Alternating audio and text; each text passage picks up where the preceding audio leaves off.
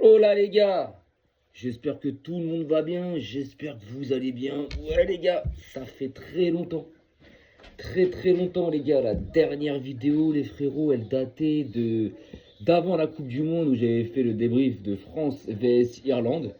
Donc largement avant la Coupe du Monde. J'étais pas revenu, je suis vraiment pas revenu sur la Coupe du Monde, que ça soit de l'équipe de France, de l'Argentine, de l'Espagne ou autre. Donc je vais pas revenir dessus parce qu'il est un peu trop tard maintenant. On est le 28 juillet, la finale c'était le 18 ou le 19, je sais plus. L'Espagne est championne du monde, c'est mérité les gars. Voilà, c'est mérité. Ce qu'ils ont montré à partir de la phase à élimination directe, c'était très fort. Voilà, les phases de groupe, c'était pas trop ça, mais bon, les phases de groupe, les grosses équipes, elles cherchent pas à montrer leur meilleur football, elles cherchent plus à sécuriser leur qualif pour les phases à élimination directe, ce que l'Espagne a fait à merveille. Et arrivé en 16e de finale, voilà, c'est devenu l'Espagne qu'on connaît, on sait. Voilà, en termes de jeu, en termes de football, c'était meilleure défense avec un but encaissé sur 7 matchs. Ils ont win 7 matchs sur 7. Première fois que ça arrive dans l'histoire de la Coupe du Monde. Ils ont produit un football. Concrètement, pour les battre, fallait y aller. Fallait y aller. C'était compliqué. L'Argentine, rappelez-vous, avant la Coupe du Monde, j'avais dit soit l'Espagne la prend, soit l'Argentine back-to-back, et la France se fera sortir en quart ou maximum en demi, mais on est capable d'aller aussi la gagner. L'Argentine n'était pas loin du back-to-back, mais sur cette finale, ils m'ont déçu, ils n'ont rien fait. L'Espagne était largement au-dessus. L'équipe de France, alors dès que ça a rencontré des gros poissons, ça s'est chié dessus, il faut dire ce qui est. Hein. On était fort contre le Paraguay, on était fort contre la Suède qui n'avait pas gagné un match depuis 29 matchs.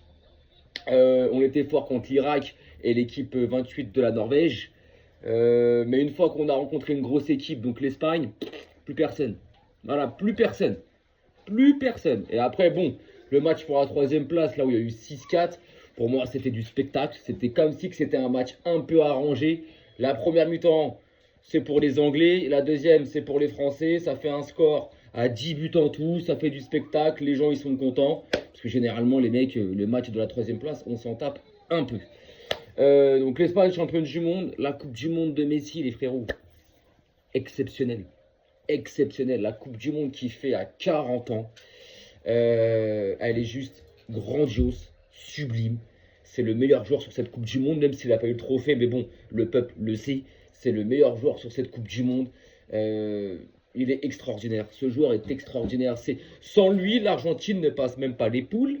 Sans lui, l'Argentine ne passe même pas les 16e, les 8e, les quarts et les demi, en fait. C'est lui l'élément déclencheur.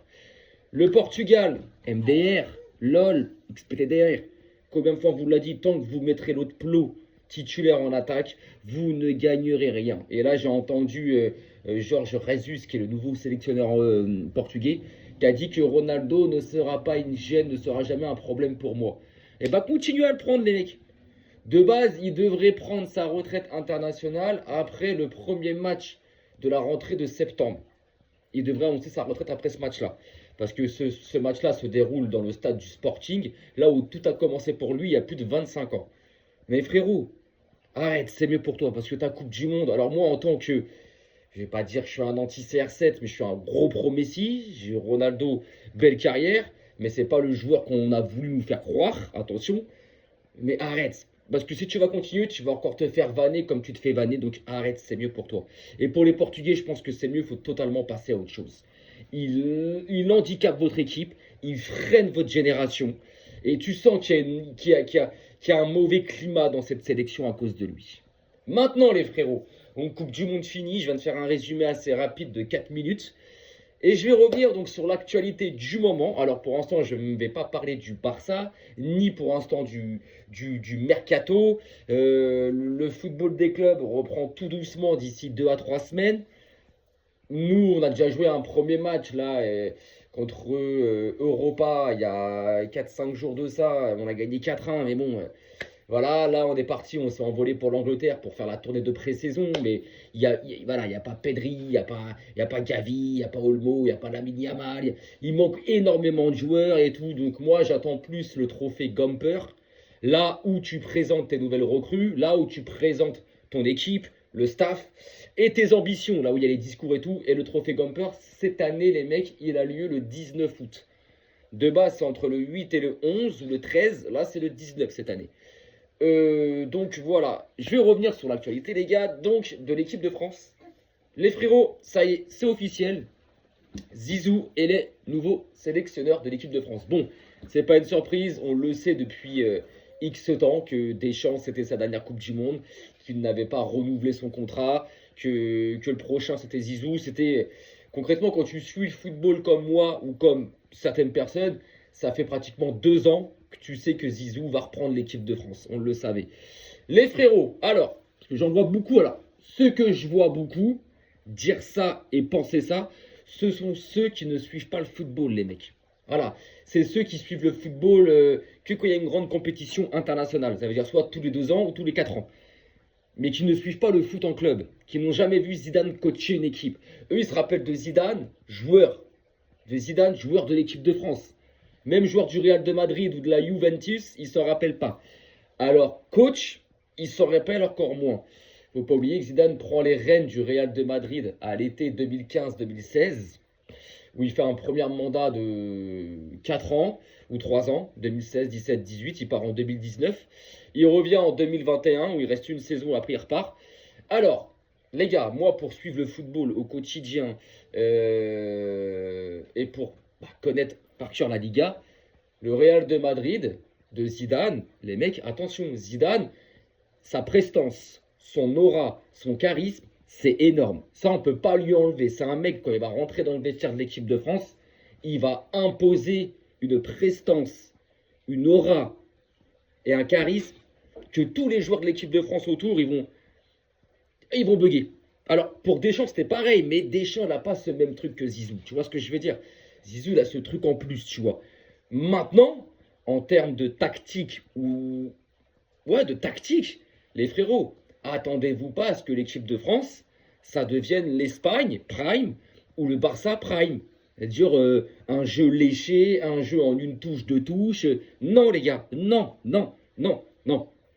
Et non, remettez-vous des highlights du Real de Madrid 2016, 2017, 2018 et 2020-2021. Remettez-vous des highlights de ce Real-là. Le jeu, c'était compliqué, les frérots.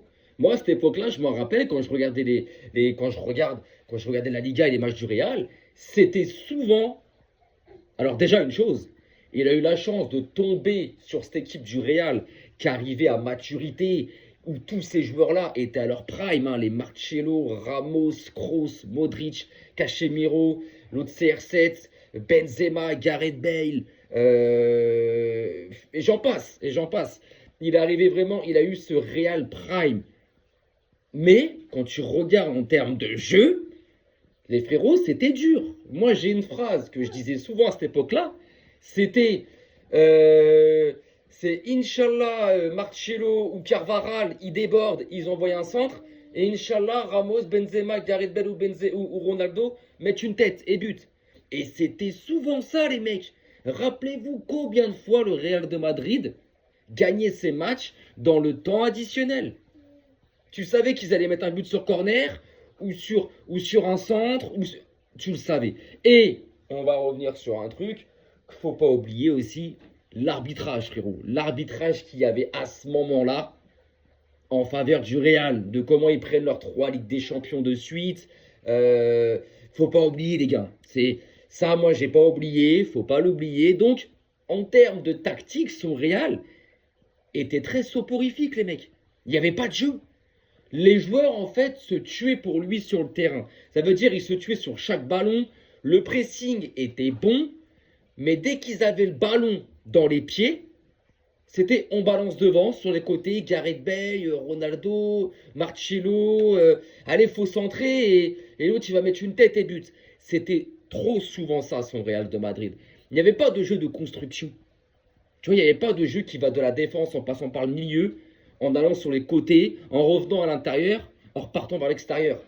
Ou à l'inverse, par rapport à un Barça de Pep Guardiola, à un Barça de Luis Enrique, ou même à un Barça d'Hansi Flick, où tu vas avoir des phases de jeu qui te font bander, quoi, concrètement. Le Real de Zizou, les frères, c'était limité. Limité tactiquement. Contre les gros, rappelez-vous, alors je te dis pas que ça perdait les matchs, ils avaient le gagner au mental, mais contre les gros, les frères, il y a souvent où ça se faisait balader. Mais ils avaient ce truc en plus, le mental, la gagne. Et c'est ça que Zidane a su apporter et instaurer dans ce Real de Madrid-là à l'époque.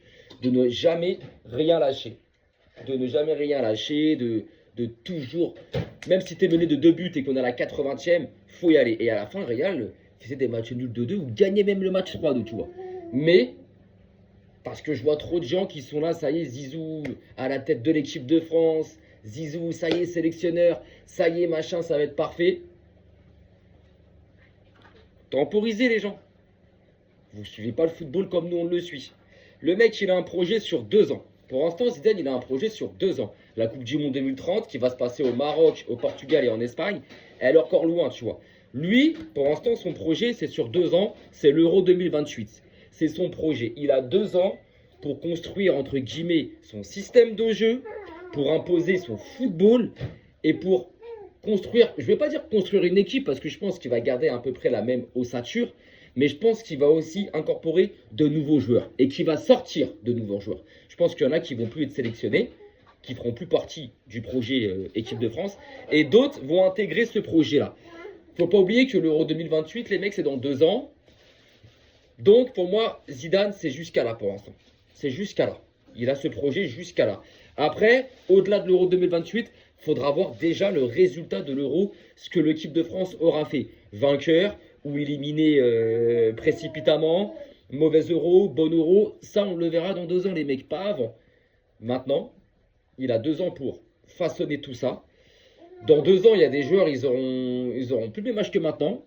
Vous prenez Dembélé qui va arriver sur ses 29, dans 2 ans, il aura 31. Ça sera peut-être plus le même Dembélé, surtout que lui, ses capacités, c'est sa vitesse et son explosivité. Comme Mbappé. Il y a beaucoup de joueurs qui auront plus le même âge. Donc, Zidane va peut-être dès maintenant, dès septembre, parce que la rentrée de l'équipe de France, c'est au mois de septembre, dès septembre, je pense que Zidane va essayer d'intégrer de nouveaux joueurs pour 2028. Moi, je veux qu'il voit comme ça, Zizou. Je veux pas qu'il arrive et qu'il voit ça au dernier moment. Moi, je veux que d'entrée de jeu, là, au mois de septembre, il nous fasse voir, il nous fasse montrer où il veut aller. Et sur quel type de joueur il veut s'appuyer. Alors, bien sûr qu'on va retrouver des Dembélé, des Barcola, des Mbappé, des Cherki, des... Bien sûr. Mais est-ce qu'on va retrouver des Koné?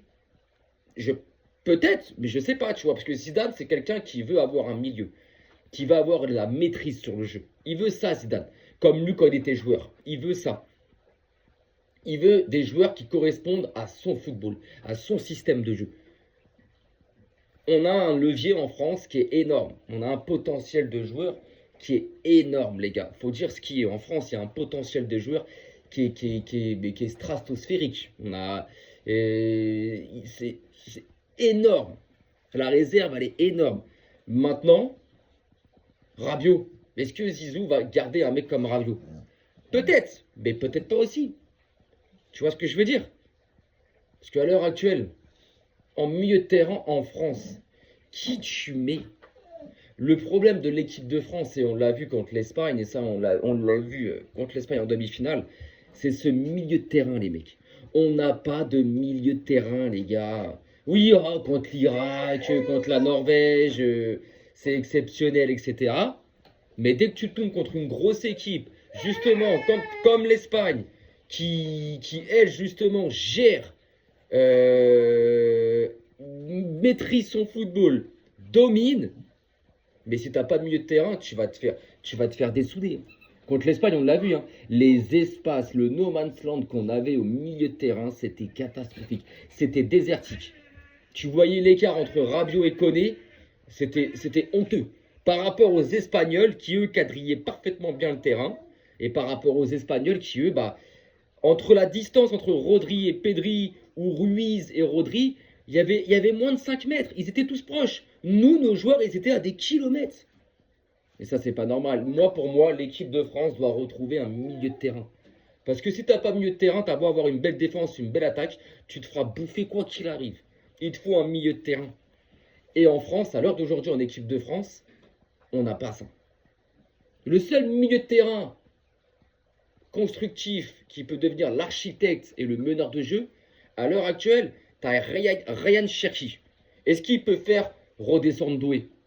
Ouais, possible, mais est-ce que Doué, c'est son poste? Je sais pas. Est-ce qu'un Akliou serait peut-être pas mal dans un milieu aussi? En fait, pour moi, Zidane, son projet, c'est voilà, sur 2 ans, il a une équipe à construire. Alors, je dirais pas une équipe, mais il a un jeu à façonner. Il a vraiment un jeu à façonner. Il faut que ça tourne autour du milieu de terrain. Parce que la défense, tu l'as déjà. Tu sais à peu près sur quel type de défense tu vas avoir. Je pense qu'il va continuer sur la même ligne de conduite que Deschamps. L'attaque, on sait. Maintenant, il y en a, ils sont là à dire il va rappeler Benzema. Arrêtez les mecs. Ah bah arrêtez, à un moment donné, c'est bon. Benzema, il a 36 ans. Faut arrêter, faut arrêter. Faut arrêter. Alors que j'apprécie le joueur. Son retour en équipe de France lors de la Ligue des Nations en 2021 ou 22, je sais plus. Il avait été très bon. Mais là, voilà, c'est plus le Benzema d'avant. Il a plus 29, 30, 31, 32, 33. Il joue en Arabie Saoudite. Ok, il continue à planter des buts. Mais à un moment donné, si tu veux passer à autre chose, il faut arrêter d'appeler les anciens. Surtout qu'on a des attaquants assez nombreux en France. Donc voilà, le projet de Zizou, les gars, il est sur 2 ans. Il n'est pas sur 4 ans. Me parlez pas de Coupe du Monde 2030 et tout, parce qu'il suffit qu'à l'Euro 2008, il se fasse sortir en poule, etc. 2028, excusez-moi, qu'il se fasse sortir en poule, que l'équipe de France fasse un Euro catastrophique, il sera pas prolongé. Hein. Il restera pas. Donc, d'abord, c'est le projet Euro 2028, et le reste, on le verra. On verra. De toute façon, déjà, mois de septembre. Mois de septembre, on va voir déjà lesquels 23 il va appeler. Et sur quel joueur il va s'appuyer. Je pense que d'abord, moi je veux que sa première sélection, qu'il ne fasse pas du Deschamps, ce qui veut dire qu'il n'appelle pas tout ce que Deschamps lui appelait. Non, impose ta patte et tes choix d'entrée de jeu. Tout de suite, mon gars. Tout de suite, te impose. C'est pas parce que lui, il faisait ça et que lui, il appelait lui, que toi, tu es obligé de le faire. Non, justement, brise les habitudes. Brise tout ça.